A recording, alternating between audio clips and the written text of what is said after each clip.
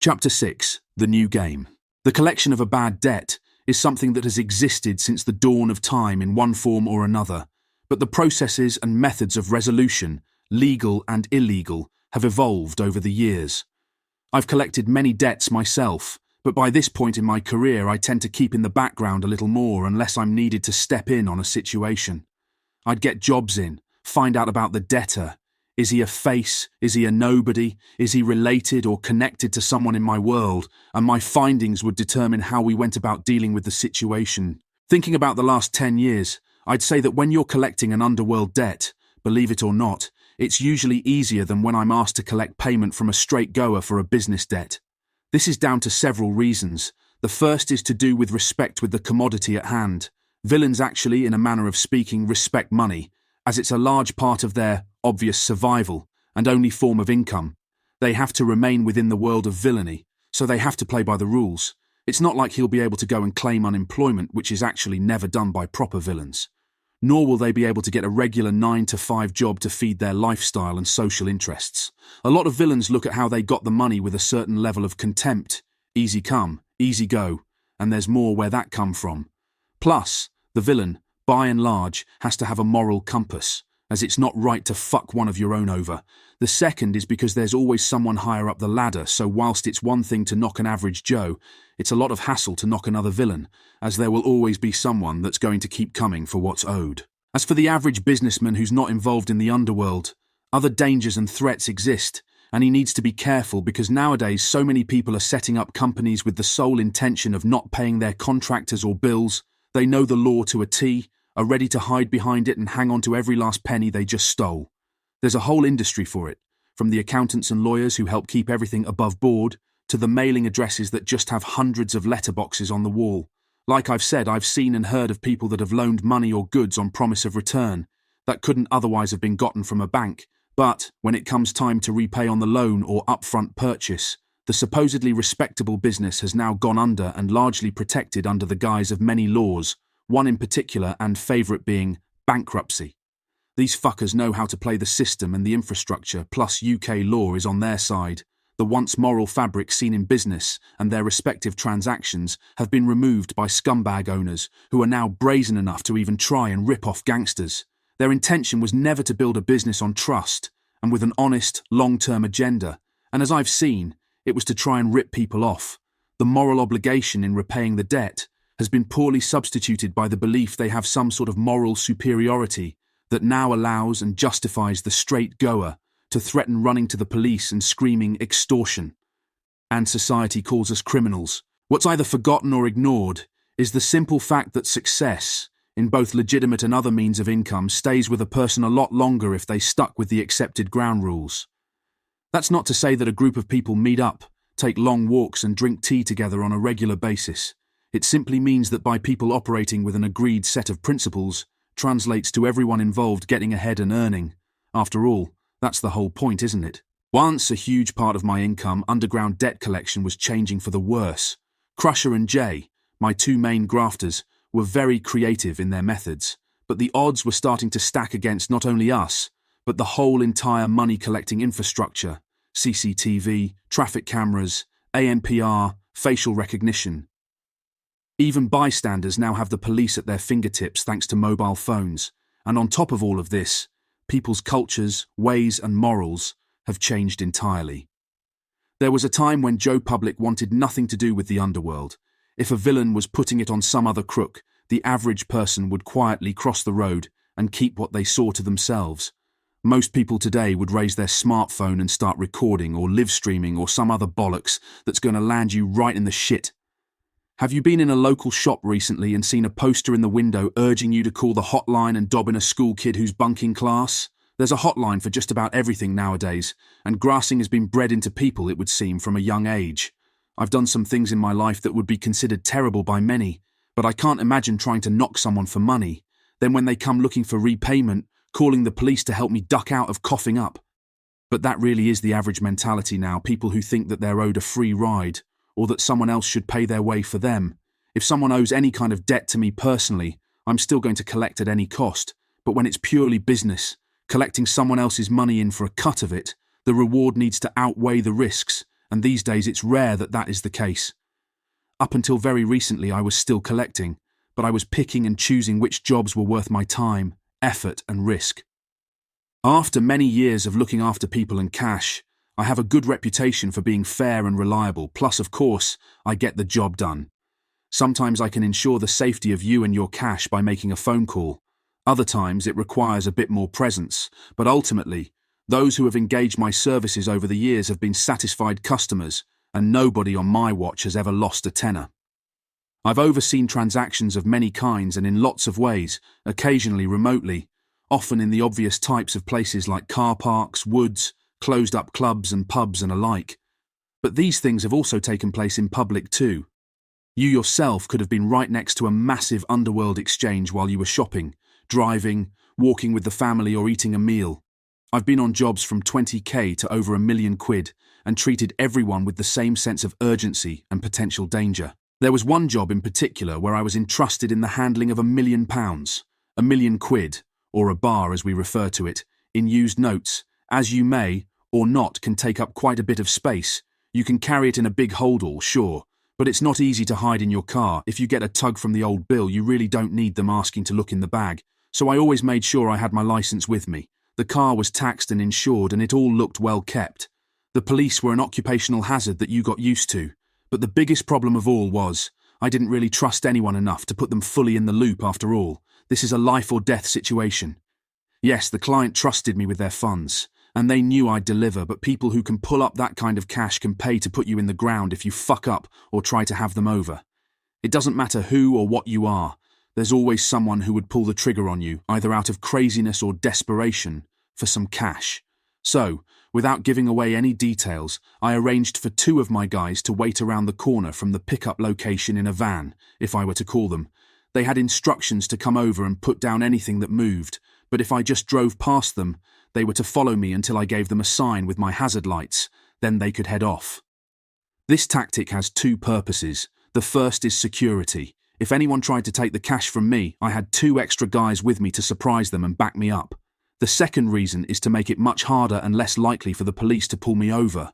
If the second car stays behind me, a police car can't really get between us and pull me over for some silly reason.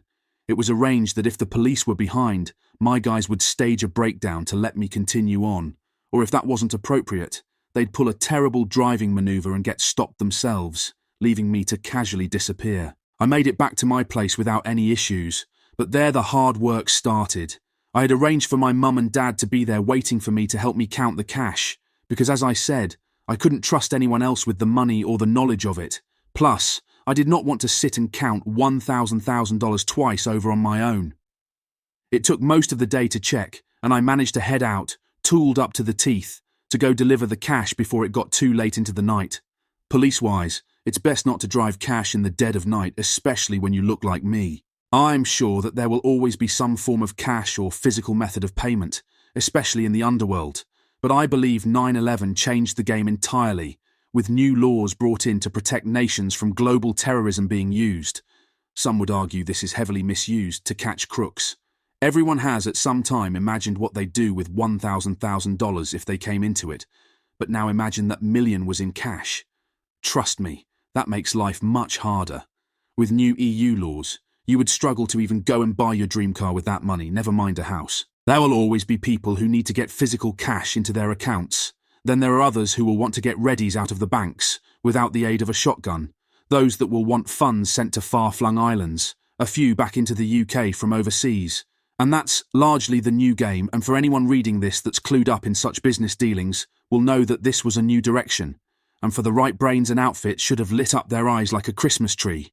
Luckily, some great work with several different parties and good earners came from the closing and end of one type of business, and someone who I once considered an old friend, though much like the Judas that he is, would later foolishly stab me in the back. But I'm getting ahead of myself, so let's introduce someone who I'll simply refer to as Maxi. Years ago, I'd looked out for this young kid a few times.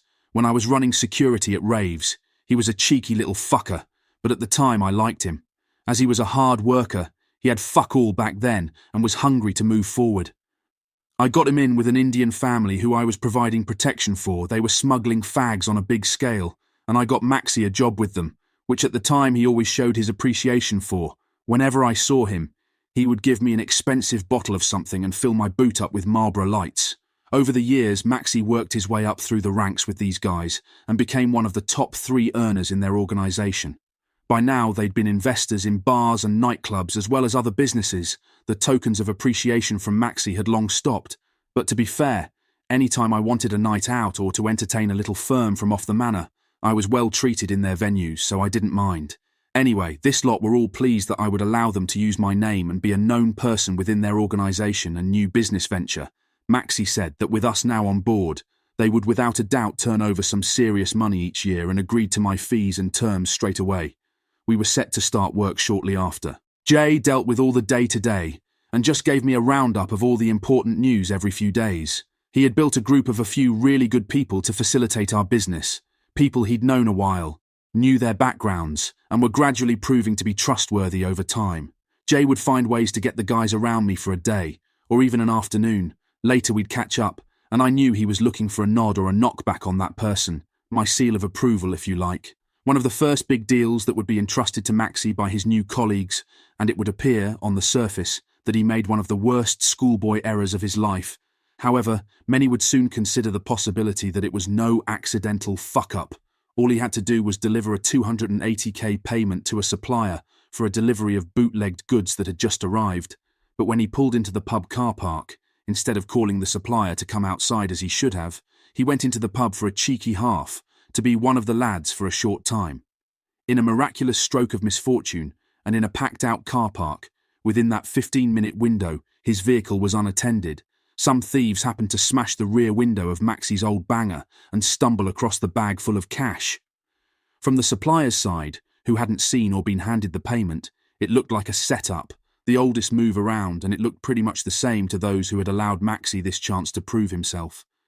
Things were looking bleak, and at best, he was about to get badly hurt, but I honestly thought at the time that Maxi wouldn't do something like that, so I stuck my neck out to do what I believed to be the right thing and risked my own professional reputation in the process, to protect and vouch for him, in turn, saving him from the grim reality check that was undoubtedly coming his way. In the absence of any evidence, but the main suspect having me in his corner, a plan was formulated to work together, between supplier and buyer, to replace what had been lost over a few future deals, and continue trading as before, albeit with a lot more suspicion in the air. A few months down the line, Maxi asked to meet me and take me out for a meal, at which he handed me an envelope stuffed with Scottish £50 notes. He explained that he didn't have a lot of money around him given what had happened, but this was a token of appreciation for what I'd done for him. At the time, I took this at face value and really respected his actions, and for going about things the right way where I was concerned, this action further reinforced, in my mind, that I'd made the right call, although years later I happened to have a very interesting chance conversation with someone on the buyer side of that deal, who mentioned that they no longer dealt with the supplier who liked to be paid in Scottish notes. Slowly but surely, business got back on track, and things were going really well with Maxi and the family-run consortium of smugglers, when one day they called me and asked me to go to their offices right away. "Okay, I'll come by tomorrow before lunchtime," I told them, but they couldn't wait. "It's an emergency, brother, we need you now," Maxi declared in a panic. I called Jay and told him we need to go to the warehouse because something must be coming on top, so we met near the tiny train station at Battlesbridge, Essex, and headed to London. When we arrived at their warehouse, we screamed into the car park expecting to see World War III going off, but there were just the usual people hanging about and nothing alarming happening at all. We got out, looked around and went to the door. Jay asked one of the staff to get Maxi. He looked at Jay, looked at me, nodded and scuttled off through a security door, shielding the code as he punched in the numbers, as if we were going to rob them or something. "What's the deal with that office up there anyway, C? They trust us with tons of their cash, hundreds of thousands more in bank accounts, yet we aren't allowed into the main fucking office." "Mate, it's been that way since I've known them. They tell me I'm family, yet I'm not worthy of a sit-down in the office." As I replied to Jay's question, the guy appeared again, closed the security door, looked at the floor and scurried off elsewhere. We waited for about 10 minutes. I looked up towards the mirrored glass of the forbidden office and said, "Fuck this. They called me and dragged me up here. We're off." We headed towards the car park, and as we reached the door we heard Maxi shout, "Brother, come mate, come with me, let's talk." We followed him out the back of the warehouse to their shithole staff room, where I opened the conversation. "If you want my help, don't ever leave me standing down here in the freezing fucking cold like one of your little minions again." "All right," he replied with the usual bollocks, along the lines of, "Sorry, Baji, you know it's not like that, your family, you want a drink." I explained we didn't have time and we should be elsewhere, so he got to the point in explaining that they'd fallen out with some business partners in the chain and that these people were trying to extort them. "Brother, you know what Richie's like. He's up there shitting himself. I told him fuck them, we'll get AKs and meet them anywhere, but him and his old man insisted I call you straight away." "Never mind AKs. What the fuck do they want and who are they?" I asked. Knowing how ridiculous it was and sounded, Jay had rolled his eyes and started wandering about the room at Maxie's mention of AK-47s, but I know he was still taking in every word. Maxie said that these former business associates had sent text messages demanding 150k in cash by the next morning, stating that they were watching Richie's mother at her home. It was here that questions started to formulate, and none more towards those that understood the infrastructure and those within the family business. Being that Maxie had been looked after very well in terms of an income, it had also crossed my mind that he might be trying to play, not only the family that had taken him in, but also me. Greed is always a factor you must consider when you're dealing with certain types of people. I ran this same level of questioning over with Jay, who with his own reasoning began to question the overuse of, "We'll blast them with AK-47s, and let's just go to war with them." It all seemed a bit overkill and dramatic to say the least. Plus, when I arrived, I'd managed to get eyes on at least half of what was being demanded, was now being counted and ready to deliver.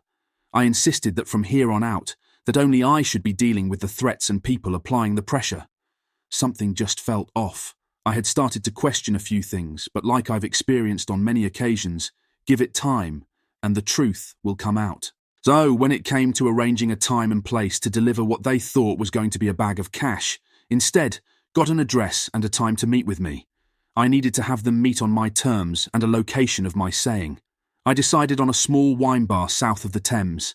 That would work well, as we'd used it for some firm meetings in the past, and I knew the layout well enough for what we needed to do.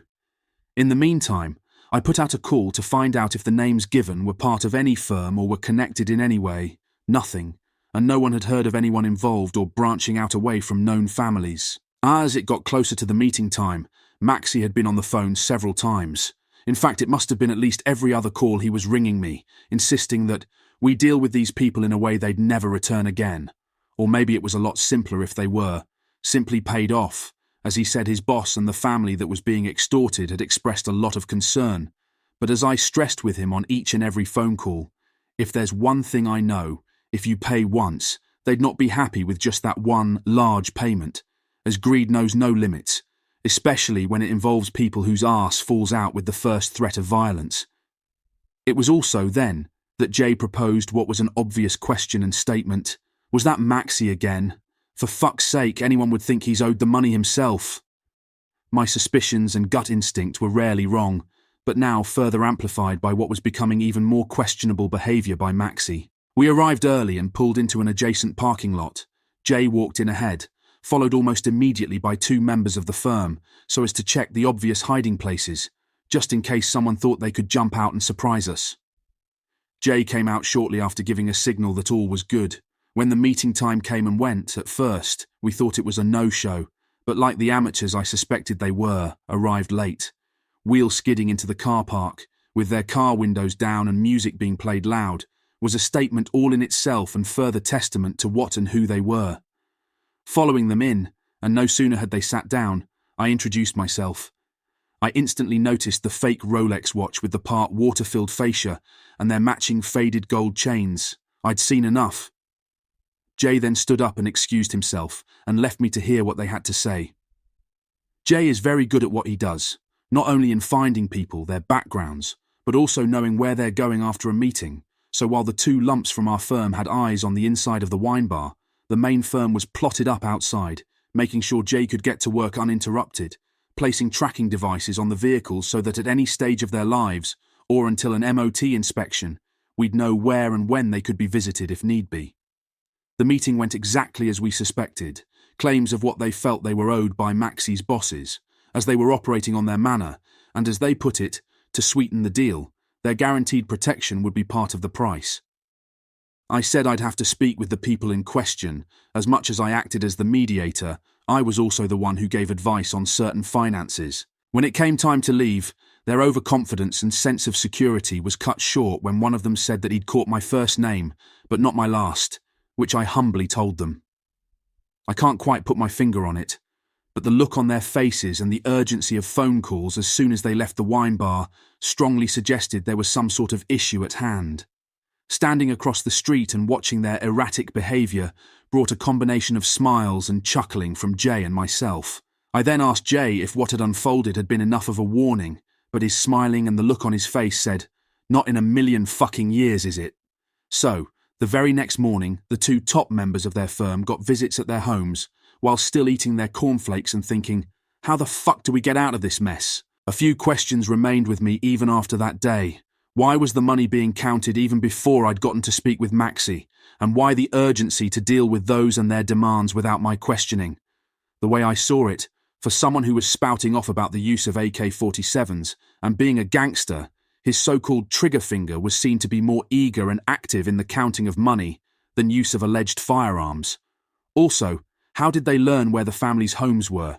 And how did these lowlifes learn that such a large sum of money would be given up without little or no resistance? For now, as much as I had my suspicions, I'd chalk it up to a few local scumbags who'd simply gotten lucky with their intel.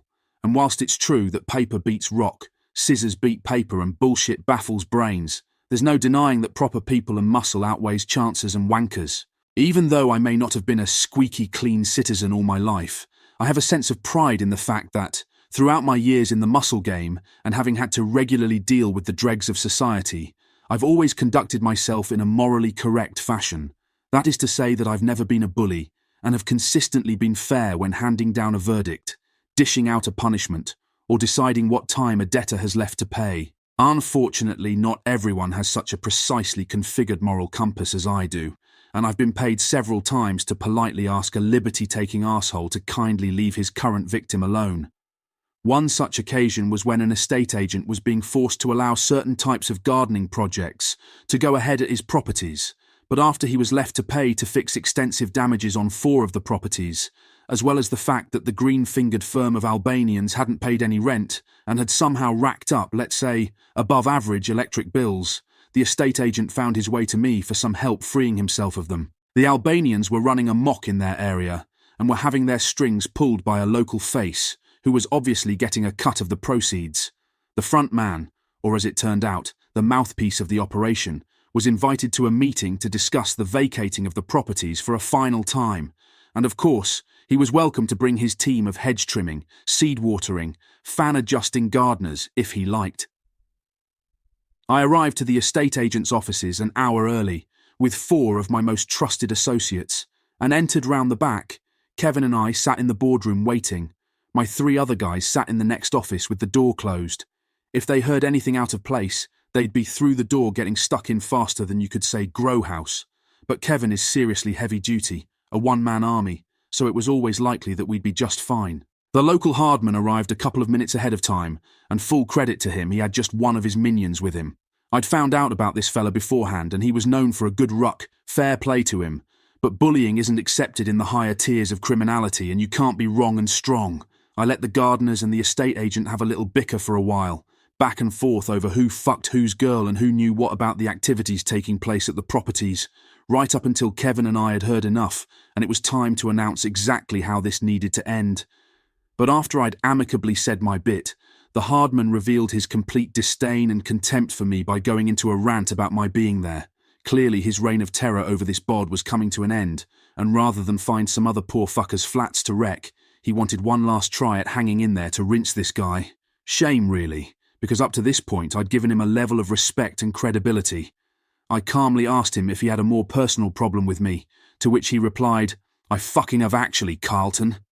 As he reached into his pocket, I leant into the plant pot next to my seat and pulled out the combat knife I'd planted, no pun intended, there earlier, and lunged across the table at my now target, who proceeded to try to clamber out of the first-floor window. Having heard the chairs and tables going up in the air, the lads next door burst into the room too, but they weren't to be needed after all. Kevin stepped in to stop me from plunging someone. Then he helped Spider-Man down from the window and stood him against the wall, like a headmaster and a naughty student, and as the colour continued to drain from the man's face, Kevin asked him in his usual sincere tone, "How many children do you have?" "3," came the reply. "3 kids just nearly lost their father because of your big mouth. You do realise that, don't you?" It was an epiphany-like moment in the room for what probably lasted less than 10 seconds, but felt like a minute, and finally ended when Kevin advised them to sit the fuck down and try again to deal with me in a more sensible and respectful manner. Many reading this will know that when you're in a violent conflict, everything feels as though it happens extremely fast, almost like someone put the world on fast-forward 10x. Meanwhile, you're experiencing intense tunnel vision and a heightened sense of focus thanks to adrenaline. If you've ever stabbed a man, you'll know that the knife also goes through the skin very fast. From there on, it seems as though you're in slow motion, gradually pushing the blade deeper into the flesh. And if you hit bone, it's a feeling comparable to when you hit the brake pedal in your car, but your pads are worn, so you're met with a vibration through your foot via the pedal. As you pull your blade back out of another man's body, you feel the grease of his flesh helping you to slide it back out, the blood starting to spill, acting as extra lubrication in the process. Luckily, the situation was resolved that day without anyone losing their fathers or anyone having to go on the lam to Brazil, but it could have been much worse.